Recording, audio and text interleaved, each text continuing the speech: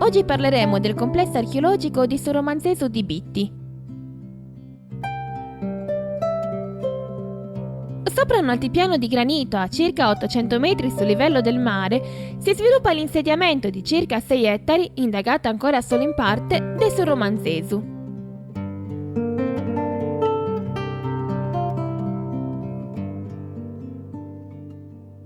In realtà il toponimo antico riporta una differente denominazione, Po di Arvu, ed è così che nel 1919 Antonio Taramelli intitolò il pozzo sacro appena scoperto.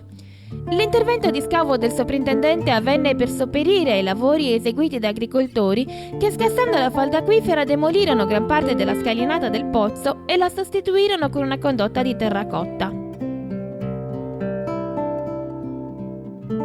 Una successiva ricerca d'acqua fatta nel 1986, viste le disastrose conseguenze generate da un mezzo meccanico, rese necessario l'inizio di uno scavo di salvataggio condotto dalla professoressa Maria Ausilia Fadda, la quale evidenziò con i propri lavori un impianto a tolos di circa 3,60 m di altezza, fornito sul fondo di una vena d'acqua sorgiva.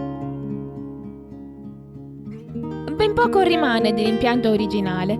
La scalinata è stata infatti ricostruita quasi completamente, il lastricato originario è stato divelto durante la canalizzazione e manca l'architrave sulla soglia del pozzo. L'elemento di spicco dell'area è costituito da un bacino gradonato di circa 45 metri di lunghezza. Nell'antichità, sfruttando la pendenza del terreno, l'acqua fuoriusciva dal pozzo ed andava ad allagare le due parti del bacino. Quella rettilinea, con una leggera ellisse sulla sinistra sistemata in prossimità del pozzo, e quella completamente ellittica un po' più avanti. Ambedue i settori della vasca sono coronati da 4 gradoni in pietra a mo' di platea e probabilmente erano delimitate all'esterno da massi ortostatici impiegati allo scopo di creare una spalliera oppure a quello di rivestire l'impianto, come si usava fare anche per il prospetto delle tombe dei giganti. A circa 100 metri a est dalla vasca sorgono il Megaron A e il recinto cultuale. Il Megaron A è un edificio che presenta una planimetria rettangolare dove i lati lunghi avanzano prolungati rispetto alla forma delineata dai lati corti. Nel prospetto della struttura osserviamo che i muri laterali sono stati accresciuti in avanti rispetto al muro dell'ingresso e poi richiusi ad antis. Con il termine antis si indicano le propaggini anteriori a una struttura che permettono di individuare un ambiente ben preciso, il vestibolo, ovvero la parte compresa anteriormente all'ingresso vero e proprio. Alle spalle del vestibolo si sviluppa la cella che rimane compresa tra l'ingresso e la parete di fondo dell'edificio. Vicinissima a questa struttura ne compare un'altra, il recinto cultuale. Impostato quasi come un labirinto, questo presenta nel suo centro 2 vani concentrici e volge il proprio ingresso verso l'alba dell'equinozio di primavera.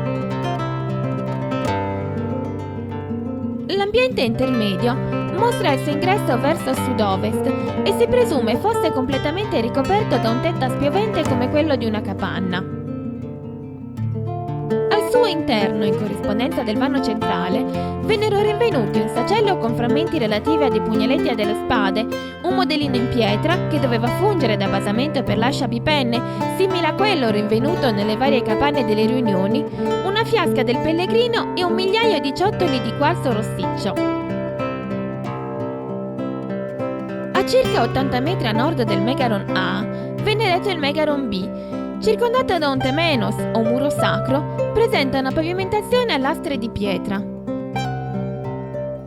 Per la professoressa Fadda i 2 Megaron furono eretti attorno al XIII secolo a.C. e in tale periodo, sempre secondo l'archeologa, le capanne cambiarono fisionomia passando dalla planimetria circolare a quella ellittica e infine a quella rettangolare. Vicinissimo al pozzo si sviluppa un ambiente funerario dove la cesta, anziché frontale come nelle tombe dei giganti, compare laterale. Riconosciuto come Eiron, ovvero un monumento funerario per l'appunto, venne lastricata interamente in granito e il prospetto venne decorato con alcune stele, una delle quali di forma cornuta come quella rinvenibile a Madao di Fonni in prossimità della tomba dei giganti o ancora nella sepoltura di Biristetti ad Orgali.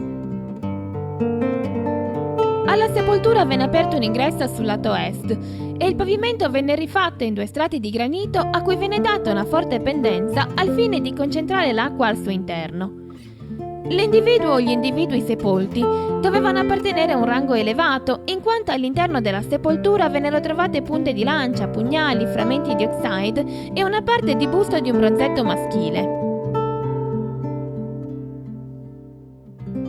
A sud della struttura, in prossimità delle stelle cornute, vennero inoltre rinvenuti spilloni, bracciali, anelli e pugnaletti, oltre a 131 grani di ambra. Il complesso mostra ancora diverse strutture abitative, alcune semplici con un unico ambiente evidenziato dal focolare e dal sedile, mentre altre, come ad esempio la capanna 17, composte da più ambienti e probabilmente più livelli. Merita menzione in ultimo una parte considerevole dell'insediamento ancora non indagata, dove è possibile osservare strutture di pianta rettangolare che potrebbero rivelare ancora moltissime informazioni.